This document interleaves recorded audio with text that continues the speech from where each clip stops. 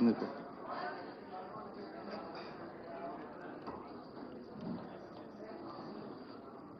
పెద్దలందరికీ నమస్కారం. ఇవాళ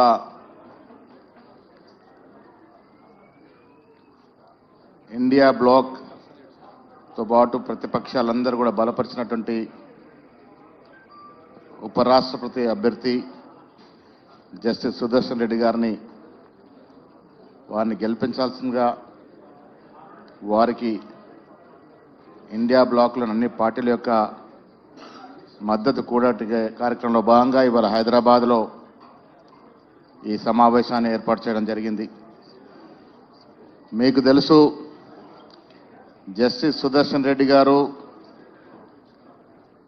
న్యాయ విభాగంలో న్యాయ కోవిదుడిగానే కాకుండా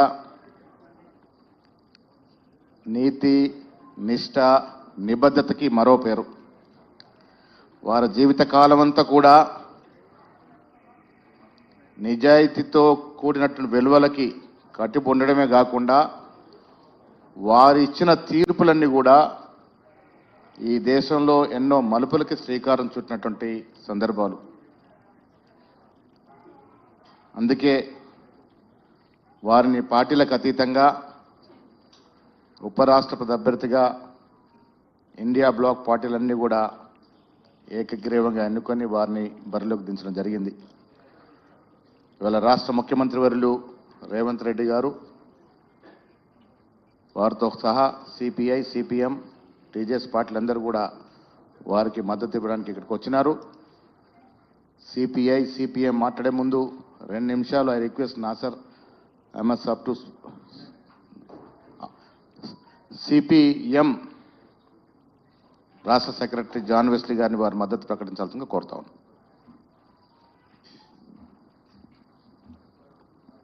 గౌరవనీయులు ఉపరాష్ట్రపతి అభ్యర్థి జస్టిస్ సుదర్శన్ రెడ్డి గారు, అట్లాగే మన రాష్ట్ర ముఖ్యమంత్రి రేవంత్ రెడ్డి గారు, ఉప ముఖ్యమంత్రి బట్టి విక్రమార్క గారు, అట్లాగే పిసిసి అధ్యక్షులు మహేష్ గౌడ్ గారు, సిపిఐ జాతీయ నాయకులు నారాయణ గారు, అట్లాగే వేదిక మీద ఉన్నటువంటి పెద్దలు, మిత్రులారా, ఈరోజు దేశంలో రాజ్యాంగానికి సవాళ్ళు ఎదురవుతున్నటువంటి పరిస్థితి ఉంది. ఈ రాజ్యాంగాన్ని మార్చి మనవాదాన్ని ముందుకు తీసుకురావాలనేటటువంటి పార్టీలు, కేంద్రంలో అధికారంలో ఉన్నటువంటి బీజేపీ ప్రయత్నాలు చేస్తుంది. వాటికి వ్యతిరేకంగా ఈ రాజ్యాంగం కల్పించినటువంటి హక్కుల్ని కాపాడుకోవడం కోసం ఈ ఎన్నికలు ప్రధానమైనటువంటి అంశంగా ఉండబోతున్నాయి. అలాంటి నేపథ్యంలోనే జస్టిస్ సుదర్శన్ రెడ్డి గారు దీనికి పూర్తిగా కూడా రాజ్యాంగ హక్కుల్ని కాపాడేటటువంటి దానికి సరైనటువంటి ప్రతినిధిగా భావించి ప్రతిపక్ష పార్టీలు, ఒక ఇండియా బ్లాకే కాదు, ఇండియా బ్లాక్లో లేనటువంటి పార్టీలు కూడా మద్దతు ఇస్తున్నాయి. ప్రతిపక్ష పార్టీల అభ్యర్థిగా వారిని ఉపరాష్ట్రపతిగా పోటీ పెట్టడం అనేటటువంటిది జరుగుతుంది. ఈనాడు ఎవరైనా ఈ దేశంలో మన రాజ్యాంగంలో పేర్కొన్నటువంటి అంశాలని కాపాడాలనుకుంటే, లౌకికత్వాన్ని కాపాడుకోవాలని భావిస్తే, ప్రజాస్వామిక హక్కుల్ని కాపాడాలని చెప్పి భావిస్తే, సోషలిస్ట్ విధానాల్ని ముందుకు తీసుకెళ్లాలని చెప్పి భావించేటటువంటి శక్తులంతా కూడా తప్పకుండా ఉపరాష్ట్రపతి అభ్యర్థిగా సుదర్శన్ రెడ్డి గారిని గెలిపించాలని చెప్పి సిపిఎం పార్టీగా విజ్ఞప్తి చేస్తున్నాను. ఎందుకంటే ఈ దేశం లౌకిక దేశం, ఈ దేశం ప్రజాస్వామిక హక్కులు కాపాడుకునేటటువంటి దేశం. ఇందులో అనేక రకాల సమస్యలు, కుల అసమానతలు, మత అసమానతలు, స్త్రీ పురుష అసమానతలు, పేద ధనిక అసమానతలు నిర్మూలించడం కోసం భవిష్యత్తు ముందుకు సాగాల్సినటువంటి దేశం. అట్లాగే ఈ దేశం ప్రపంచంలో అన్ని రంగాల్లో ముందుకు సాగాల్సినటువంటి ఈ దేశం మూఢ విశ్వాసాలకు, మతాల మధ్య వైరుధ్యాలకు, కుల అసమానతలను పెంచి పోషించేటట్టుగా, స్త్రీ పురుష అసమానతలు పెంచి పోషించేటట్టుగా, అట్లాగే దేశ సంపదను కార్పొరేట్ సంస్థలకు దోపిడీ చేసేటటువంటి విధానాలకు అనుకూలంగా వివరించేటటువంటి పరిస్థితి కొనసాగుతున్నప్పుడు ఈ ఎన్నిక చాలా కీలకమైనటువంటిదిగా సిపిఎం పార్టీ భావిస్తుంది. అందుకనే దేశవ్యాప్తంగా సిపిఎం పార్టీ తప్పకుండా ఈ లౌకిక ప్రజాస్వామిక హక్కులు కాపాడాలని చెప్పి భావించేటటువంటి వాళ్ళందరూ కూడా సుదర్శన్ రెడ్డి గారిని గెలిపించేందుకు కృషి చేయాలని చెప్పి మేము విజ్ఞప్తి చేస్తున్నాం. సిపిఎం పార్టీ రాష్ట్ర కమిటీ తరఫున కూడా వారికి అభినందనలు తెలియజేస్తూ, ఎందుకంటే ఈ పోటీకి అంగీకరించడం అనేటటువంటిది కూడా గొప్ప విషయం. అట్లాగే మన రాష్ట్రానికి సంబంధించినటువంటి వారు ఆ రకంగా కూడా గర్వకారణం. ఎందుకంటే దేశవ్యాప్తంగా ప్రజానీకం అంతా కూడా ఓట్లు జరిగేటటువంటి విషయాలు వేరు, కానీ ప్రజల అభిప్రాయాలు తెలిసేటటువంటి సందర్భంలో ఇప్పటికే వాళ్ళు ప్రజల అభిప్రాయాల్లో భాగంగా గెలిచిపోయారు. 65% ప్రజానీకం అంతా కూడా ఆయన సరైనటువంటి అభ్యర్థి, ఆయనను గెలిపించండి అని చెప్పి పెద్ద ఎత్తున అలాంటి అభిప్రాయాలను ప్రజలే వ్యక్తం చేస్తున్నారు. కాబట్టి ప్రజల అభిప్రాయాల్లో వారు గెలిచి ఉన్నారు.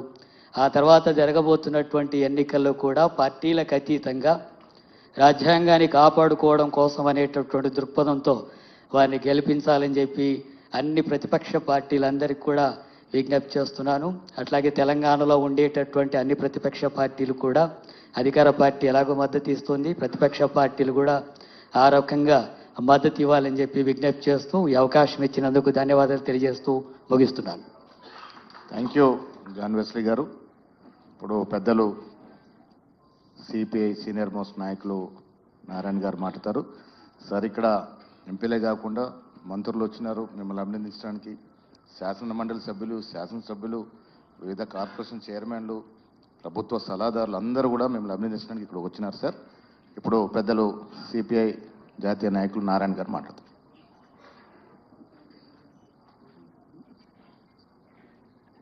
ఈనాటికి ఈ సభకు పెళ్లి కొడుకు జెసి సుధరెడ్డి గారు, ఇప్పుడు ఆయనే కదా పెళ్లి కొడుకు. ఇప్పుడు వారిని వైస్ ప్రెసిడెంట్గా ఎంపిక చేసుకోవడానికి ఇండియా కూటమి కలిసి ఒక ప్రతిపాదన పెడితే ఇండియా కూటమికి సిపిఐ కూడా సభ్యులు. రేవంత్ రెడ్డి గారు ముఖ్యమంత్రి కాబట్టి మాకు వారి చొరవ కూడా ఉంది. అయితే అందరం కలిసి మేము అనుకుంది ఏంటంటే, మనం అభ్యర్థిని పెట్టడం మన గొప్పతనం కాదు, ఆయన అంగీకరించడం ఆయన గొప్పతనం అని చెప్పి అనుకున్నాను. ఆయన గుణగాల్సి ఏం చెప్తాం? అందాల రాముడి గురించి ఏ వర్ణిస్తాను చెప్పండి, మీకంతా తెలుసు నేను చెప్పకల్లా. ఆయన న్యాయ కోవిదికి న్యాయం చెప్పేటువంటి వ్యక్తి. ఇప్పుడు సూటబుల్ అభ్యర్థిని ఎందుకంటానంటే, న్యాయ వ్యవస్థ కూడా కొంత చెదులు పడతా ఉన్నాయి. Sorry to say.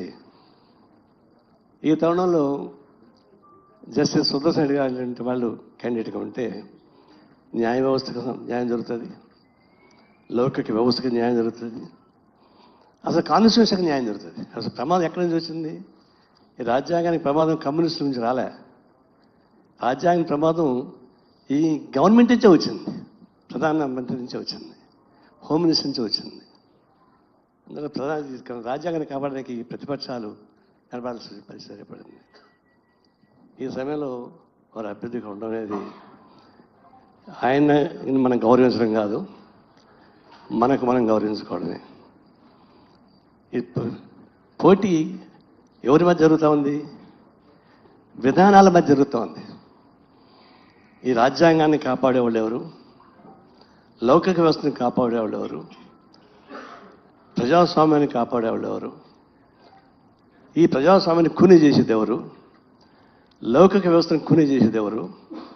ఈ రాజ్యాంగానికి పగనామాలు పెట్టేది ఎవరు? వీళ్ళ మధ్యనే పోటీ. ఆ పోటీలో జస్టిస్ సుదర్శన్ రెడ్డి గారు ఈ రాజ్యాంగాన్ని కాపాడతారని, లౌకిక వ్యవస్థను కాపాడతారని, ప్రజాస్వామ్యాన్ని కాపాడతారని తెక్కల శుద్ధిగా మాకు నమ్మకం ఉంది. అందుకే అమిత్ షా అంటున్నాడు, ఏమనలేక ఈ నక్సలైట్ అన్నాడు. నాకు సంతోషం వేసింది. అంటే మంచి గొప్ప బిరుదు నక్సలైట్ అంటే. అయితే నాకు ఇంకొక భయం ఉంది. ఇప్పుడు ఆయన ఆపరేషన్ కగార్ నాకు తెలిసిన సంపడానికి ప్లాన్ చేసుకున్నాడు. ఆ ఆపరేషన్ కగార్లో ఈయన కూడా పెడతారని నాకు డౌట్. జస్టిస్ సుదర్శన్ రెడ్డి గారిని కూడా ఆపరేషన్ కగార్లో పెట్టి నమిష ఏమైనా చేస్తారని నాకు అనుమానం. అయితే అంత ఈజీ కాదు. ఈ ప్రజాస్వామ్యం ఇంకా బలం ఉంది అనుకుంటాం, కానీ మనకి భారతదేశంలో బ్రిటిష్ వ్యతిరేక పోరాటం సాగించినటువంటి ఫలితాలు, తెలంగాణలో నిజాం నవాబు కింద జరిగిన పోరాటాలు, కింది స్థాయిలో ఇంకా ప్రజాస్వామ్యం బలంగా ఉంది. కింది స్థాయిలో బలంగా లేకపోతే బీజేపీ అంత తక్కువ వచ్చి గెలిచారు వాళ్ళు. అందువల్ల ప్రజాస్వామ్యం కింద బలంగా ఉంది, ఉపరితలం కొంచెం వీక్గా ఉంది.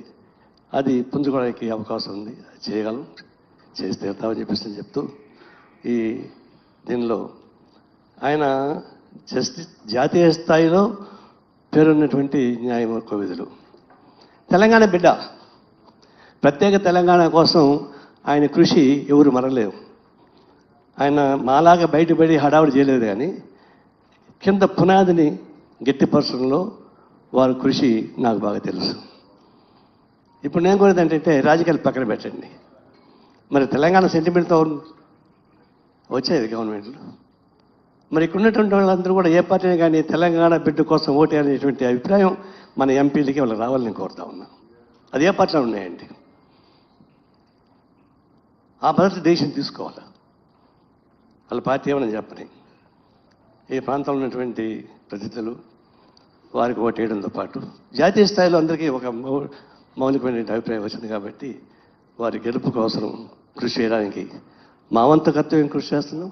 ప్రజాస్వామ్యాలుగా మనం అందరం కలిసి కృషి చేయాలని కోరుతా సెలవు తీసుకుంటాం. పెద్దల్ని అభినందించడానికి డిప్యూటీ ముఖ్యమంత్రి బట్టి విక్రమార్క కూడా వచ్చినారు. అదేవిధంగా మీ ప్రోగ్రాం అంతా మల్లురావు గారు చేస్తున్నా ఉన్నారు. ఇప్పుడు గౌరవ ముఖ్యమంత్రి గారిని మాట్లాడాల్సిందిగా కోరుతాం.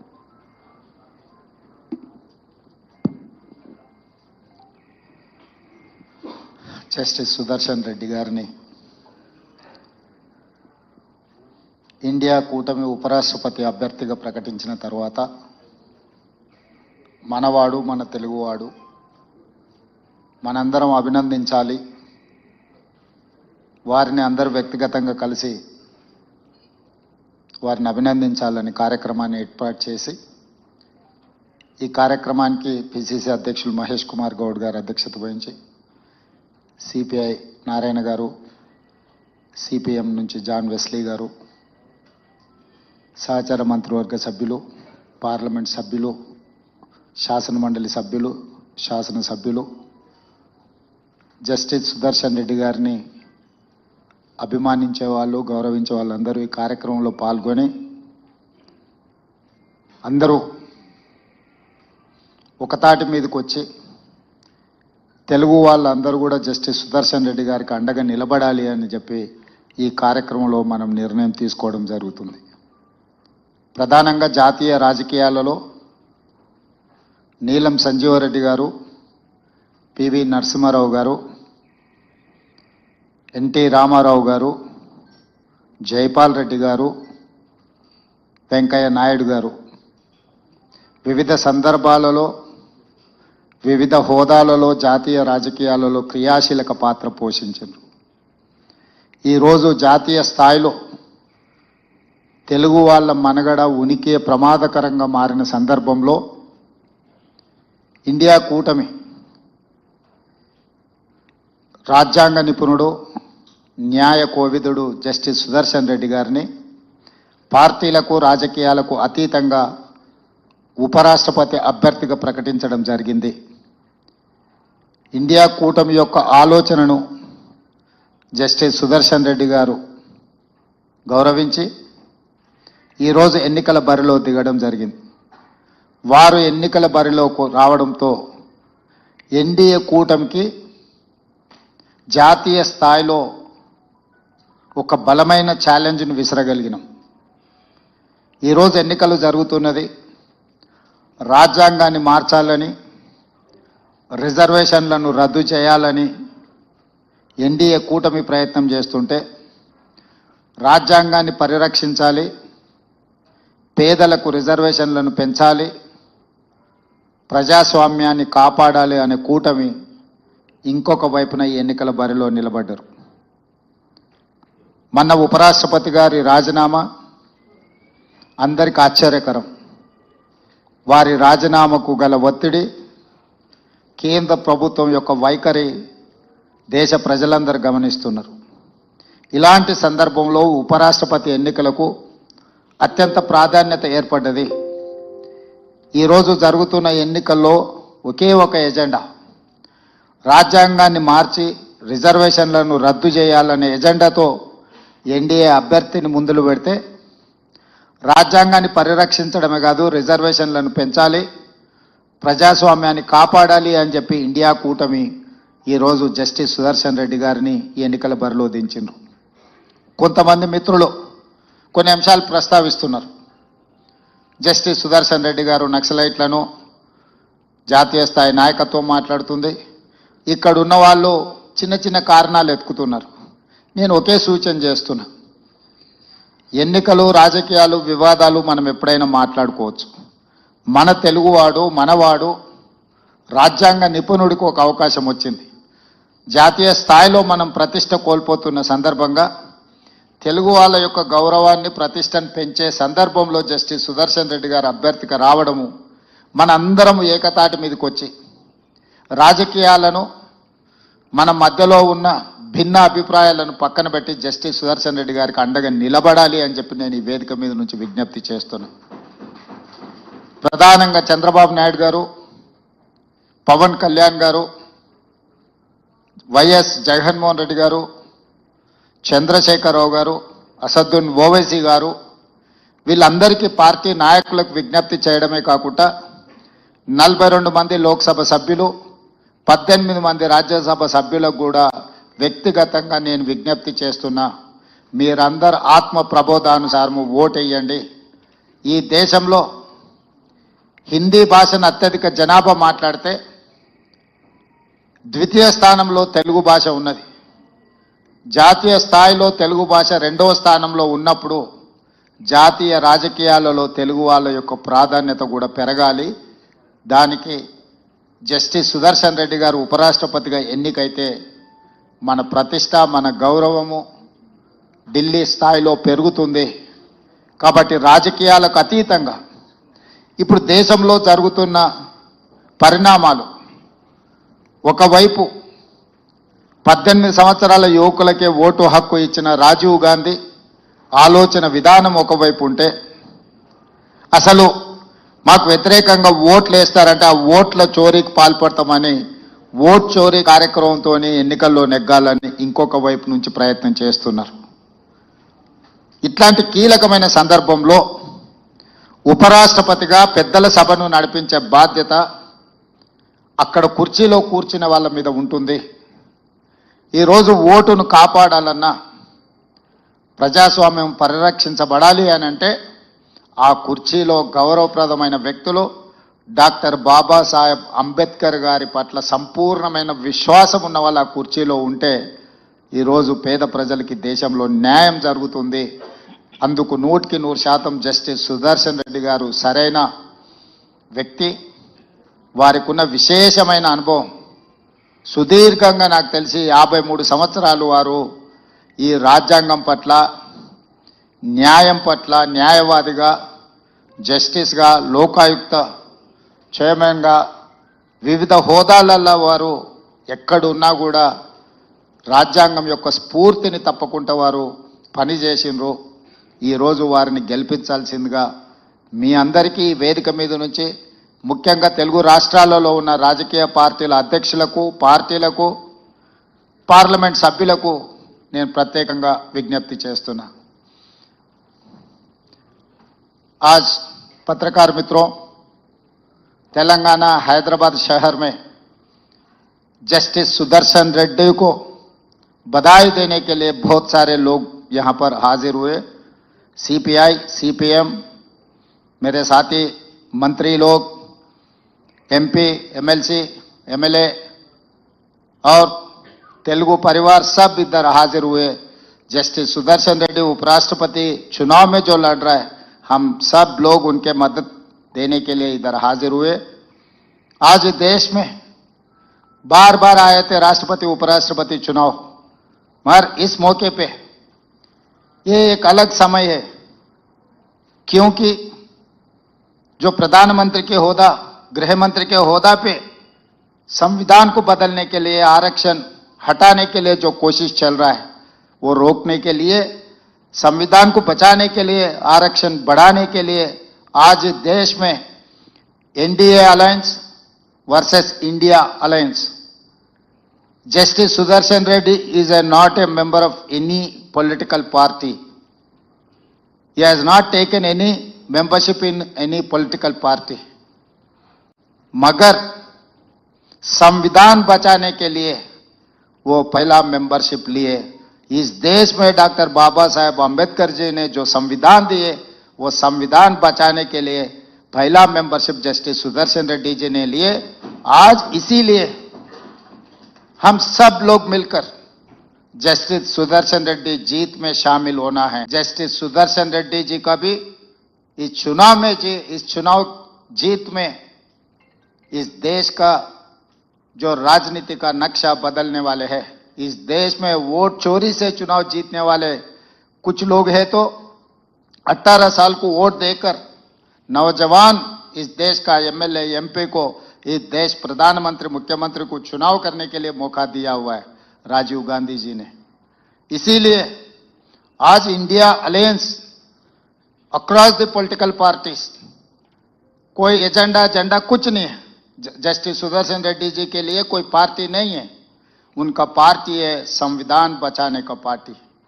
ना कांग्रेस, ना कम्युनिस्ट, ना किसी पार्टी से उनको कोई लेना देना नहीं है. उनका जिम्मेदारी इतना ही है, 50 साल से वही काम करते आए, आज भी उनका जिम्मेदारी वही उठाने के लिए वो तैयार हो गए, संविधान को बचाने के लिए. ये संविधान बचाए तो इस देश को बचा सकते हैं, नहीं तो इस सुप्रीम कोर्ट जस्टिस को पकड़कर आप एक naxalite. Naxalism is one philosophy, it is not any individual. If you don't like any philosophy, you can argue, you can win, but you cannot finish, you cannot. आप गोली नहीं मार सकते. ऐसा कुछ चीज देश में नहीं हो सकता है. सबको बचाने के लिए, संविधान को बचाने के लिए, खासकर उपराष्ट्रपति कुर्सी में legal and constitutional justice Sudarshan Reddy को मदद दो, इस चुनाव में जिताओ. धन्यवाद मित्रों. గౌరవనీయులు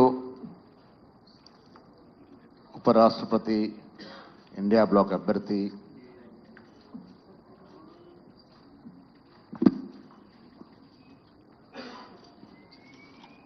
సుదర్శన్ రెడ్డి గారు మాట్లాడే ముందు ఏంటది, సుదర్శన్ రెడ్డి గారు ప్రతి ఎంపీకి పార్టీలకు అతీతంగా ఒక లెటర్ రాశారు. ఆ లెటర్ని మన చీఫ్ మినిస్టర్ గారు ఇప్పుడు రిలీజ్ చేస్తారు.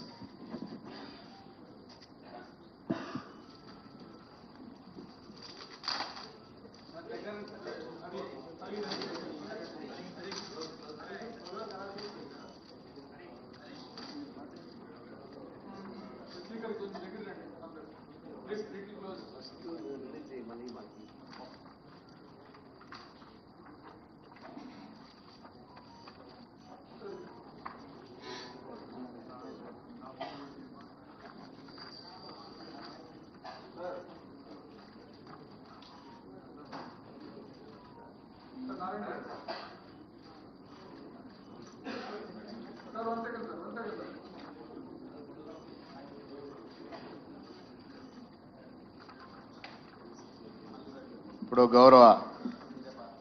గౌరవనీయులు జస్టిస్ సుదర్శన్ రెడ్డి గారు మాట్లాడతారు.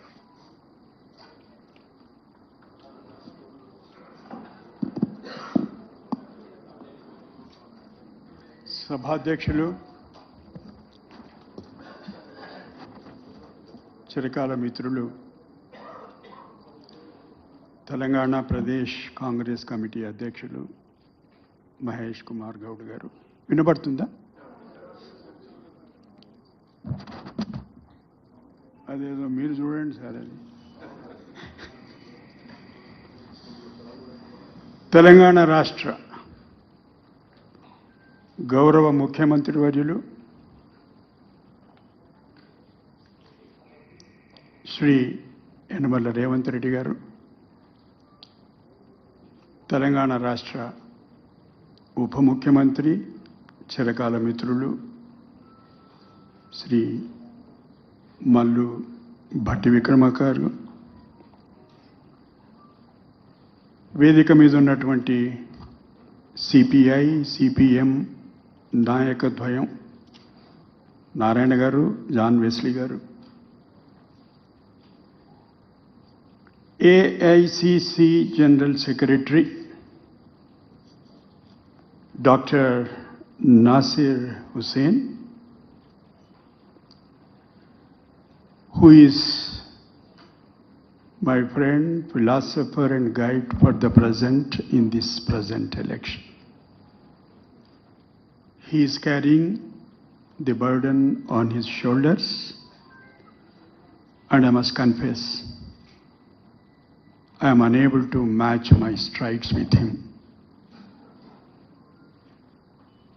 ఆయనకు రాత్రి లేదు, పగలు లేదు, పొద్దున లేదు. ఆయనతోటి పరిగెత్తాలంటే నాకెక్కడవుతుంది.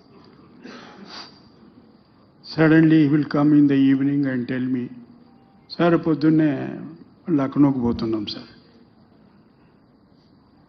ఇట్లా జరుగుతూ ఉంది దేశం అంత ప్రయాణం. డాక్టర్ నాసిర్ హుసేన్ గారికి,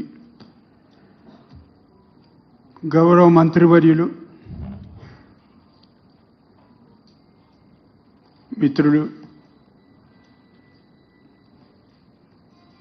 దామోదర్ రాజనరసింహ గారు, తుమ్మల నాగేశ్వరరావు గారు, వివేక్ గారు, జూపల్లి గారు, మిత్రులు పొంగులేటి శ్రీనివాసరెడ్డి గారు, శ్రీహరి గారు, అక్కలనాలనో చెల్లెళ్ళనాలనో ఇద్దరు చెల్లెళ్ళు ఉండే ఇక్కడ గౌరవ మంత్రులు సీతక్క గారు, సురేఖమ్మ గారు, చీఫ్ విప్ ఆది శ్రీనివాస్ గారు, ఇంకెవరైనా మంత్రులు ఎవరు ఉంటే మర్చిపోయినా నేను. తుమ్మల నాగేశ్వరరావు గారిని సంబోధించాను అనుకుంటా, సీనియర్ మోస్ట్ లీడర్. ఇంకొక ఆయన ఉన్నాడు, చెప్పండి సార్ ఆయన పేరు, ఆయన పేరు చెప్పండి సార్.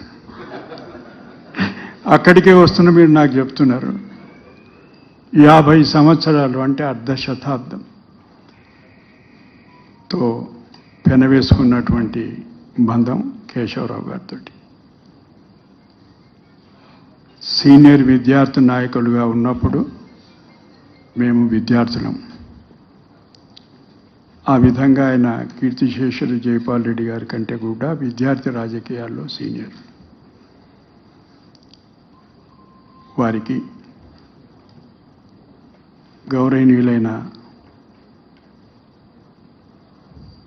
నా ఓటర్ మహాశయులు ఈ పక్క కూర్చున్నారు, వాళ్ళను మర్చిపోయిన అనుకుంటే చాలా ప్రమాదం. వాళ్ళందరికీ పేరు పేరున గౌరవ శాసన సభ్యులు, శాసన మండలి సభ్యులు, వివిధ కార్పొరేషన్ల చైర్మన్లు, అందరికంటే ఎక్కువగా పాత్రికేయ మిత్రులు, సోదర సోదరీమణులకు అందరికీ నమస్కారం. ఇది ఒక అపూర్వమైన, అనిర్వచనీయమైన ఆనందం. ఒకవైపు ఈ బాధ్యతను నేను మోయగలుగుతానా, సఫలీకృతుడినైతే మీ అందరి ఆశలు ఆశయాలు నెరవేర్చగలుగుతానా అనేటువంటి ఒక సందిగ్ధావస్థ.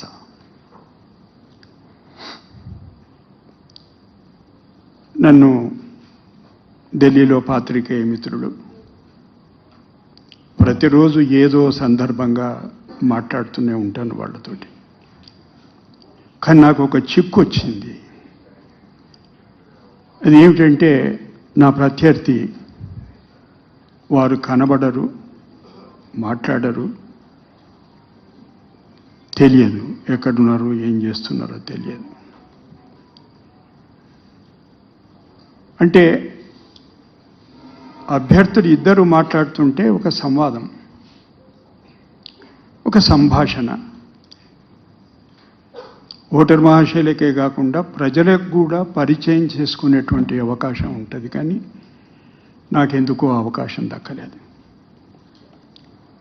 అయితే నన్ను ఎవరు అడిగినరు, మా అధ్యక్షులు ఎంతసేపు నేను మాట్లాడవచ్చు, ఎంతసేపు మాట్లాడవచ్చు?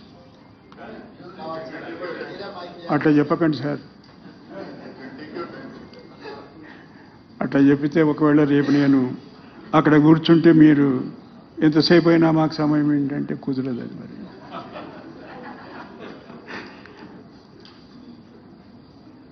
చాలామంది పాత్రికేయ మిత్రులు అడిగినారు, ఎందుకు మీరు ఈ రాజకీయ ముళ్ళ కిరీటాన్ని నెత్తిలో పెట్టుకున్నారు? మీరు ఒక న్యాయమూర్తి,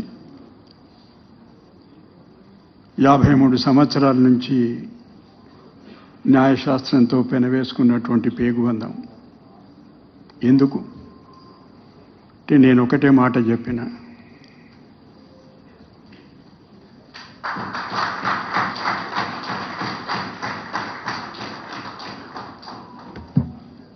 భారత సంవిధానంతో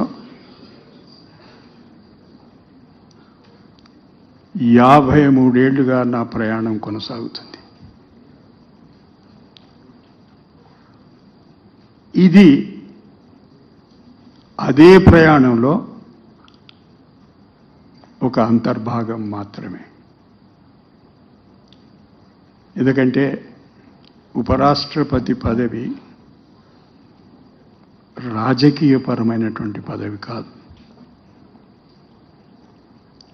ఇప్పటి వరకు 1, 2, 3, 4, 5 సార్లు రాజ్యాంగం మీద ప్రమాణం చేయడం జరిగింది.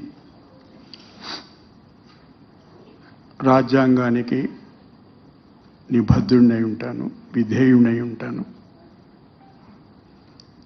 రాష్ట్రపతి ఉపరాష్ట్రపతి దగ్గరికి వచ్చే వరకు సంవిధానం ఏం చెప్తుందంటే విధేయుడై ఉంటానే కాదు, సంరక్షిస్తాను. I will defend and protect the constitution of India as by law established. అందుకొరకు partly in English, partly Telugu, because some friends from media may be there from English medium also.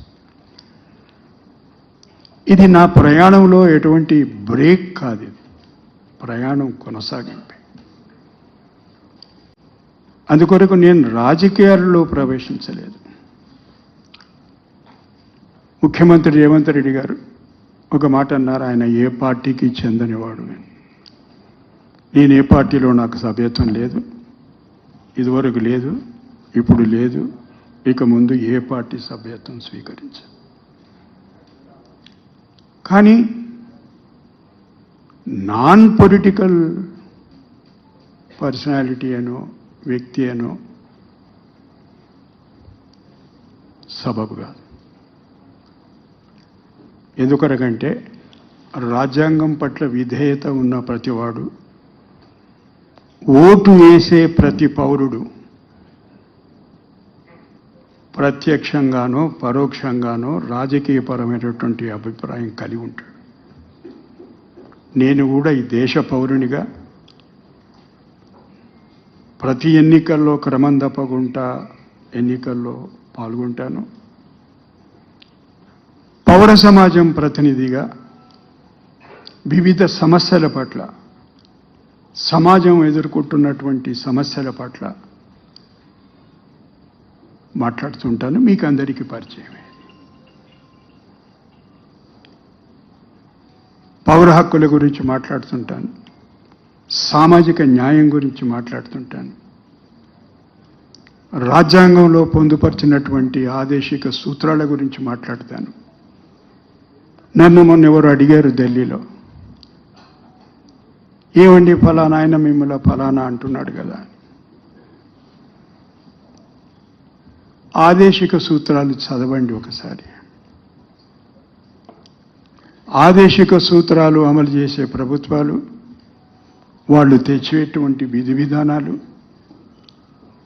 ఒకవేళ అవి అదే సిద్ధాంతం అయితే నేను ఆ సిద్ధాంతానికి చెందినవాడిని. ప్రాథమిక హక్కులతో పాటు ప్రభుత్వాల మీద బాధ్యత ఉంది. ఆదేశిక సూత్రాలు అమలు చేయాల్సింది. ఏమిటది? వనరుల సంపద ఎవరి చేతిలో కేంద్రీకృతం కాకుండా ప్రణాళికలు రచించండి. ఇది రాజ్యాంగంలో ఉండేటువంటి ఆదేశిక సూత్రాలు చెప్తున్నటువంటి మాట. స్త్రీ పురుష సమానత్వం పాటించండి, ఆదేశిక సూత్రాలు. వీటిని అమలు చేయమని అడిగితే, వీటి గురించి మాట్లాడితే మీరు ఫలానా ఏదో ఇదో అంటే, ఇంతకుముందు నన్ను ఎవరో మిత్రులు అడిగారు, మీకేమన్నా బాధ కలిగిందా అని. నాకు అసలు బాధ కలగలేదు. ఏదో ఒక తీర్పు గురించి చర్చ ప్రారంభమైంది. నేను ఆ చర్చను ఆహ్వానించిన. వాళ్ళు ఏమనుకున్నారంటే, ఈ మాట అంటే భయపడి వెనుకకు తగ్గి నాకెందుకు వచ్చిన ఈ గందరగోళం, నాకెందుకు వచ్చింది అది అనుకుంటాడేమో అనుకున్నారు. But I'm prepared to face the challenge and enter in to a dialogue with them. చర్చించండి, సంభాషించండి. కానీ ఒకే ఒక చిన్న కోరిక కోరిన, మహాశయ తీర్పు చదవండి. నేను ఎక్కడన్నా ఎవరినన్నా సమర్థించినట్టు దాంట్లో ఉంటే నేను శిరస్సు వంచి మీ మాటను గౌరవిస్తాను. మీకు అందరికీ సెక్రటరీలు ఉంటారు కదా, ముందు వరుసలో కూర్చున్నవాడు. ఆయన వచ్చి మీ చెవులు ఏదో చెప్తాడు, అప్పుడు మీరు ఏదో చెప్పేస్తారు. సమస్యలలో ఇరుక్కుంటారు. ఒక సుప్రీంకోర్టు తీర్పు గురించి మాట్లాడేటప్పుడు సుప్రీంకోర్టు తీర్పు చదివి మాట్లాడాలి. తర్వాత అది నా తీర్పు ఏమిటి? నేను అంతకన్నా గొప్ప తీర్పు ఇప్పుడు ఒకటి రేపు రాస్తాననుకో, ఏమవుతుంది? దాని విలువేంటి? సుప్రీంకోర్టు తీర్పు. Incidentally I have authored it. నేను దాని రచయితను మాత్రమే. నాకంటే ముందు, నా తర్వాత 11 మంది న్యాయమూర్తులు కలిసి ఆ కేసు విన్నారు. దాంట్లో ఒక అక్షరం, ఒక కామ, ఒక ఫుల్ స్టాప్, ఒక సెమికోలన్ ఎవరు మార్చలేదు. ఈ విషయాలు తెలుసుకొని ఉంటే అటువంటి భాష, పరిభాష, ఆ పదప్రయోగం జరిగి ఉండేది కాదు. ఇది ఒక అంశం. ఇంకేమైనా కారణాలు ఉన్నాయా? మీరెందుకు వాళ్ళు చేసిన ఈ అభ్యర్థనను మీరు ఎందుకు ఒప్పుకున్నారు? రాజ్యాంగం, ప్రజాస్వామ్య వ్యవస్థలు, రాజ్యాంగ వ్యవస్థలు మసకపారుతున్నటువంటి సందర్భం. నా వంతు కర్తవ్యమే కాదు, ప్రతి పౌరుడి కర్తవ్యం గొంతెత్తి మాట్లాడాల్సిన అవసరం. నేను దీన్ని 53 సంవత్సరాలుగా ఎట్లా మోసుకొని తిరుగుతున్నానో మీరందరూ కూడా అదే మాట మాట్లాడాల్సినటువంటి సందర్భం.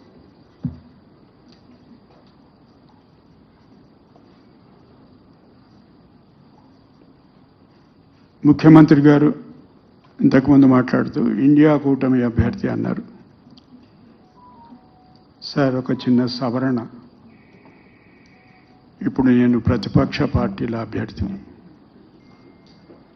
అరవింద్ కేజ్రీవాల్ గారు మీ ఇండియా బ్లాక్లో సభ్యులు గారు. నేను ఢిల్లీలో చేరిన మరుసటి రోజే ఇండియా కూటమి ఎప్పుడైతే అభ్యర్థిని ప్రకటించిందో వాళ్ళ అభ్యర్థిగా, మొదలు కాంగ్రెస్ పార్టీలో చర్చ జరిగింది. తర్వాత మళ్ళా ఇండియా కూటమి నేతల మధ్య చర్చ జరిగింది. నా అభ్యర్థిత్వాన్ని ప్రకటించినప్పుడు కేజ్రీవాల్ గారు మీరు ఏ పార్టీకి చెందని వ్యక్తి, నేను ఇండియా కూటమిలో భాగస్వామిని కాను, కానీ మీ అభ్యర్థిత్వాన్ని బలపరుస్తాను. నేను ఆయన పోయి మర్యాదపూర్వకంగా కలవడం జరిగింది. ఆయన బయటకు వచ్చి నేషనల్ మీడియాను సంబోధించి మా పూర్తి మద్దతు ప్రకటిస్తున్నాము అని చెప్పి, అట్లే ఇంకా కొన్ని చిన్న చితక పార్టీలు, ఇండిపెండెంట్ సభ్యులు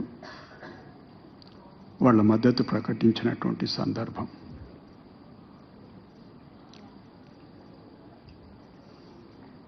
ముఖ్యమంత్రి గారు మాట్లాడుతూ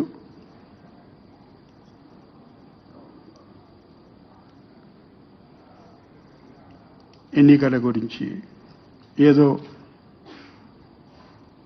he has his own style of conversation. ఏదో మాట అన్నాడు, ఫలానా ఎన్నికల ఏదో అని. నేను అవన్నీ అనను, కానీ ఎన్నికల ప్రక్రియ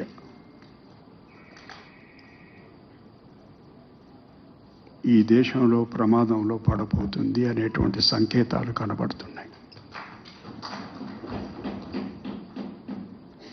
మీరంతా ఈ ముందు వరుసలు కూర్చున్నోళ్ళు, మిత్రులు, శాసనసభ్యులు, శాసన మండలి సభ్యులు సభాధ్యక్షుడిని సంబోధిస్తూ సార్ అంటారు. ఇప్పుడు ఒక కొత్త సార్ వచ్చింది మనకు. నేను ఎవరితో పత్రిక వాడితో మాట్లాడుతాను, నీకు నయీ ముసీబత్ ఆ గई जी, हाँ सरकार दर आई सेड सो, एक नई मुसीबत आ गई है.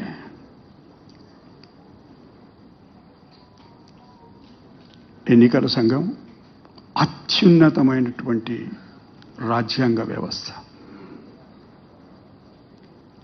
కృష్ణ అయ్యర్ గారు, జస్టిస్ కృష్ణ అయ్యర్ గారు ప్రపంచ ఖ్యాతి గడించినటువంటి న్యాయకోవిదుడు. ఎన్నికల సంఘానికి ఉండేటువంటి అధికారాలు ఏమిటి, ఈ ఫలానా అధికారం వాళ్లకు లేదు కదా, ఎట్లా చేస్తున్నారు వాళ్ళు అనే ప్రశ్న వచ్చినప్పుడు ఒక మాట వాడిండు ఆయన, రిజర్వాయర్ ఆఫ్ పవర్ అని. కానీ రిజర్వాయర్ ఆఫ్ పవర్ అని వాడిన సందర్భం ఏమిటి? In order to conduct free and fair elections. మీరు ఆ పని చేయదలుచుకున్నప్పుడు చట్టంలో లేనిది, రాజ్యాంగంలో లేనిది మీరు ఆ పని చేయడానికి సరిపోకపోతే మీరు మార్పులు చేర్పులు చేసుకోవచ్చు. అది రిజర్వాయర్ ఆఫ్ పవర్. అంటే మా ఇష్టం వచ్చినట్టు మేము చేసుకుంటాం, మీ ఇష్టం వచ్చినట్టు మీరు చేసుకోండి అనేది కాదు రిజర్వాయర్ ఆఫ్ పవర్. మీరందరికీ తెలుసు, మీరంతా విఘ్నులు, శాసనసభ్యులు, శాసన మండలి సభ్యులు, మంత్రివర్యులు, సుదీర్ఘమైనటువంటి రాజకీయం ఉన్నట్టు కేశవరావు గారు ఉన్నారు. ఈ దేశంలో ఉండేటువంటి ప్రజలు మొదలు ఓటర్లు అయ్యి తర్వాత సిటిజన్స్ అయ్యి. The process of enrolment, preparation of draft electoral rolls commenced in September 1947. స్వాతంత్రం వచ్చిన ఒక నెల రోజుల తర్వాత, in anticipation of the constitution. అందుకే ఎవరొక సుప్రసిద్ధ వ్యాఖ్యాత జ్ఞాపకం రావటం లేదు. The people of this country have become voters first and citizens later. అంత ప్రాముఖ్యత కలిగినటువంటి ఓటు హక్కు ఎన్యూమరేషనిజం అని ఒక పదం వాడినామన్నా. Everything is enumerated. Parliament's power is enumerated in the constitution. State assemblies' power is enumerated in the constitution. Supreme court's power is enumerated in the constitution. Likewise, the enumeration of voter list. మీరందరూ సుదీర్ఘంగా రాజకీయాల్లో తలలు పండినటువంటి వాళ్ళు. Voter list ఒకే ఒక document where doesn't mention about any caste any community, any religion. Universal adult suffrage. విదేశాల నుంచి తిరిగి రాగానే బాబాసాహెబ్ మొట్టమొదటి సౌత్ బరో కమిటీ ముందు ఈ విషయం ప్రస్తావించాడు. అదొక దృక్కోణం ఏమిటంటే సామాన్యునికి ఓటు హక్కు ఇస్తే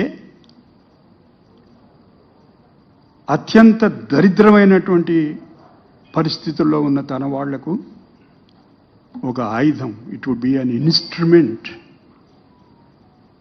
టు ఎంపవర్ దెమ్సెల్స్ అని అనుకున్నాడు ఆయన. 1928 ఆల్ పార్టీ కాన్ఫరెన్స్.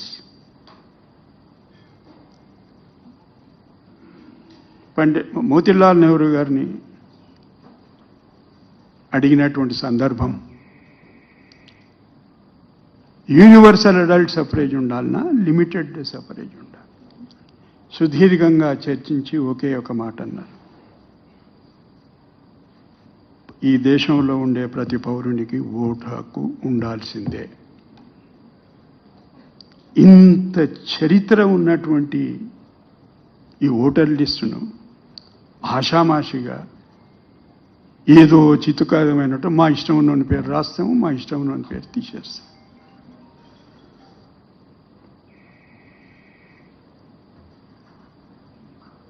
ఇంకా ప్రజాస్వామ్యం ప్రమాదంలో పడకపోతే ఓటర్ లిస్టును మా ఇష్టం వచ్చినట్టు తయారు చేసుకుంటామంటే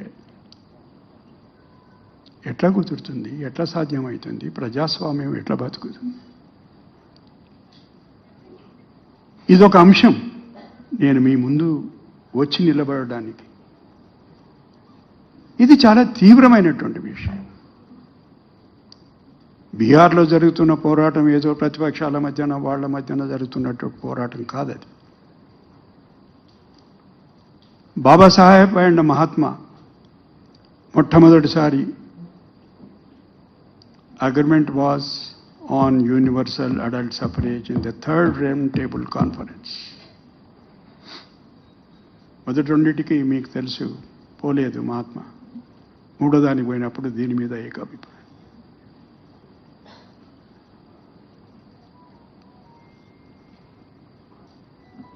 కాన్స్టిట్యూంట్ అసెంబ్లీ రాజ్యాంగ పరిషత్తు చర్చలు ఒకవైపు, దానికి ఒక సెక్రటేరియట్ ఉండేది మీకున్నట్టు. ఆ సెక్రటేరియట్కు చెప్పినారు ఏమిటంటే మీరు ఓటర్ లిస్టు తయారు చేయండి.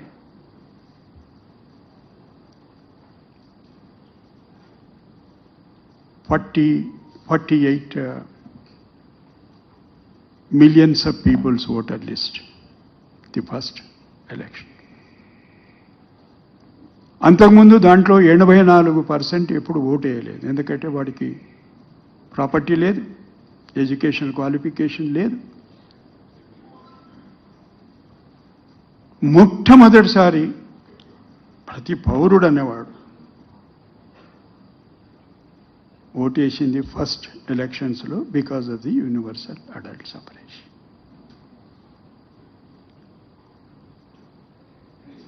ఇంత క్రిటికల్ ఇష్యూను మనం అందరం పట్టించుకోకపోతే, ఎవరు పట్టించుకోకపోతే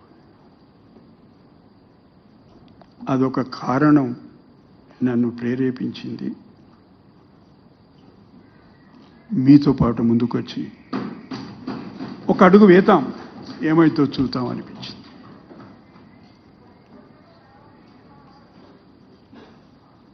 సార్ ఒక విషయం చెప్తాను, చాలా టైం తీసుకున్నా, ఒకటే విషయం చెప్పి ముగించేస్తాను. తర్వాత పత్రికల వాళ్ళు ఒకవేళ ఏమైనా ప్రశ్నలు ఉంటే సమాధానం చెప్పే ప్రయత్నం చేస్తాను.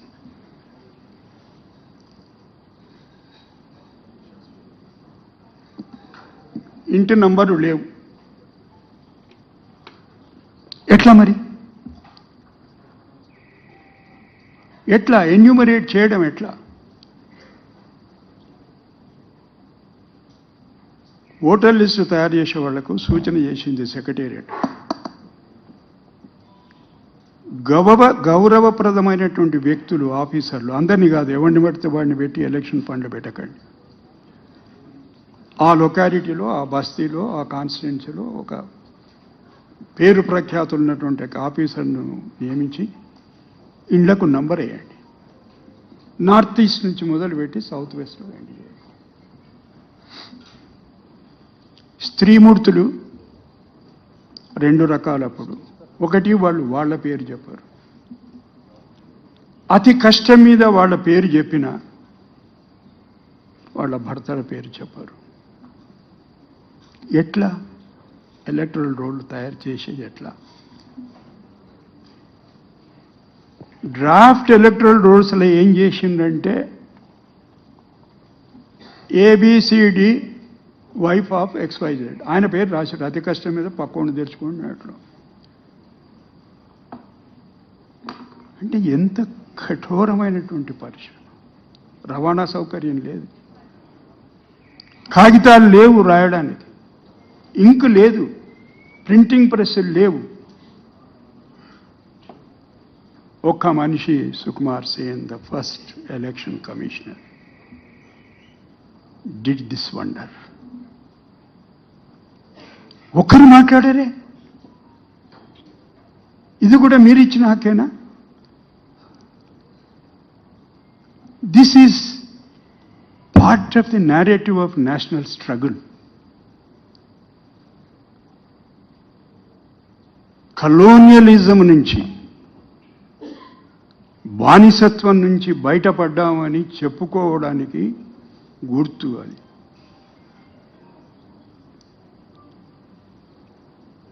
ఇవన్నీ విషయాలను పక్కకు పెట్టి మేము ఏదైనా చట్టం చేస్తాం, మాకు మెజారిటీ ఉంది. Hours is not a majoritarian state.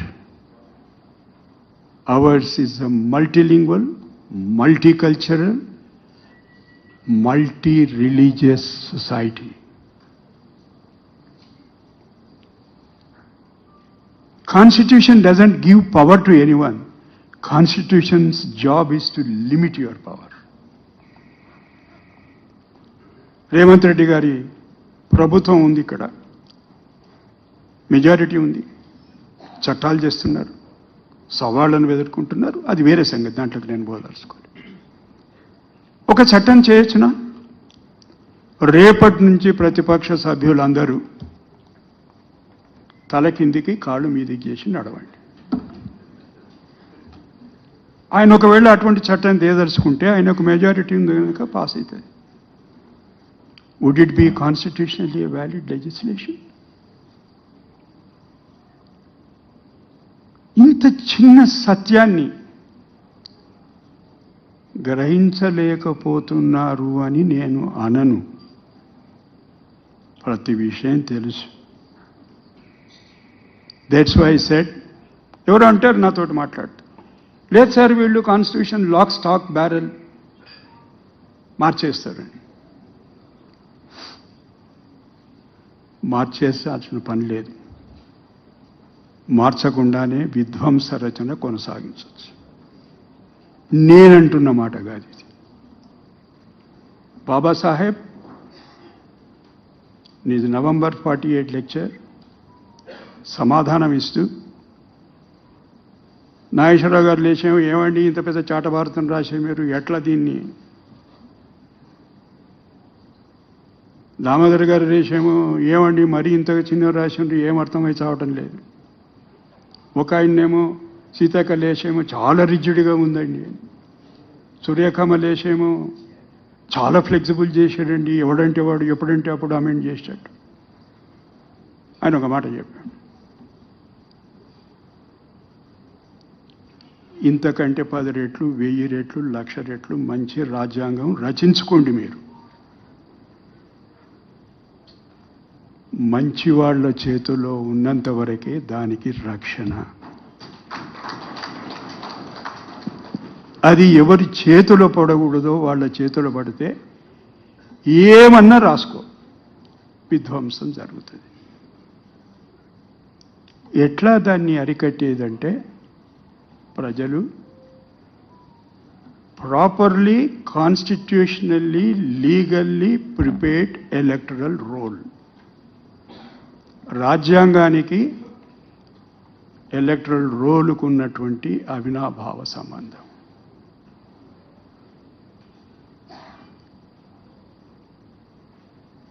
ముఖ్యమంత్రి గారు ఇప్పుడు ఒక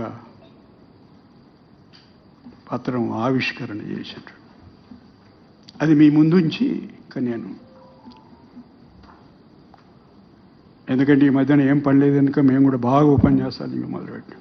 నన్ను మొదలెవడో ప్రెస్సోడు అన్నాడు, సార్ మీరు మొదలు మాట్లాడేటప్పటికి ఇప్పటి మాట్లాడడానికి ఇంత తేడా వచ్చిందంటే నేను కూడా బాగా ముదిరిపోయినా, నాకు తెలుసు మిమ్మల్ని ఎట్లా అయ్యారు. అది ఏమిటి ఇప్పుడు వారు విడుదల చేసిన పత్రం అంటే హిందీలో ఇంగ్లీష్లో ఉంది. ఎంతమంది పార్లమెంటు సభ్యులు ఉన్నారో వాళ్ళందరికీ ఒక విజ్ఞప్తి చేసి వ్యక్తిగతంగా వాళ్లకు రాసినటువంటి ఉత్తరం వారు ఇప్పుడు రిలీజ్ చేశారు. అట్లా రాసేటువంటి హక్కు నాకొక్కడికి మాత్రమే ఉంది. ఎందుకొరకంటే నేను ఏ రాజకీయ పక్షానికి చెందినటువంటి వాడిని కాదు.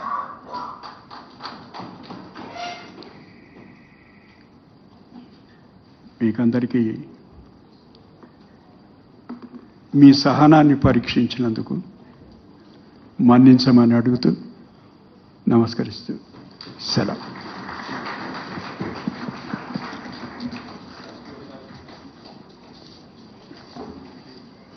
Thank you very much sir. ఇప్పుడు క్వశ్చన్లు అడగాలనుకున్న వాళ్ళు షార్ట్గా వీలైనంత తొందరగా ముగిస్తుంది, ఎందుకంటే లంచ్ ప్రోగ్రాం ఉంది. మంత్రులకి, శాసనసభ్యులకి అందరికీ విజ్ఞప్తి, సార్ కొన్ని క్వశ్చన్లు తీసుకుని ఆన్సర్ చేస్తారు. తర్వాత లంచ్ ప్రోగ్రాం ఉంది. దయచేసి క్లుప్తంగా షార్ట్గా అడగాల్సిందిగా విజ్ఞప్తి చేస్తాం. ప్రెసిడెంట్ గారు ఇక్కడ ఉన్నారు సార్. ఈశ్వరన్న నేను అడిగినాక sir. Sir justice Sureshan Reddy garu, justice Sureshan Reddy garu sir ఇక్కడ Eshwar Ravikanth sir, sir justice Sureshan Reddy garu ఇక్కడ sir. Sir I'm Ravikanth Reddy from the Hindu.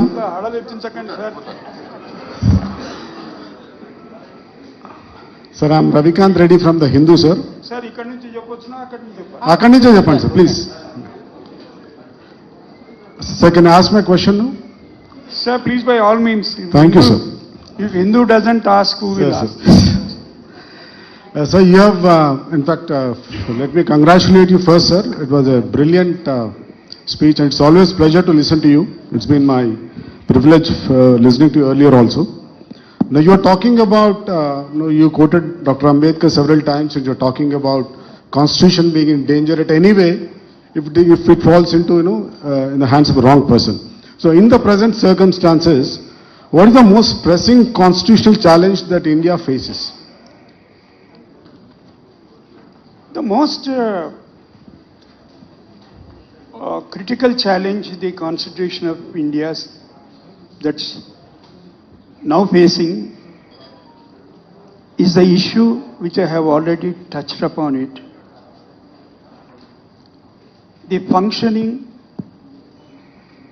rather deficiency in functioning of that great constitutional institution, Election Commission of India. If it continues in the same direction, the democracy in this country would be in peril. That's what I believe. Thank you, sir.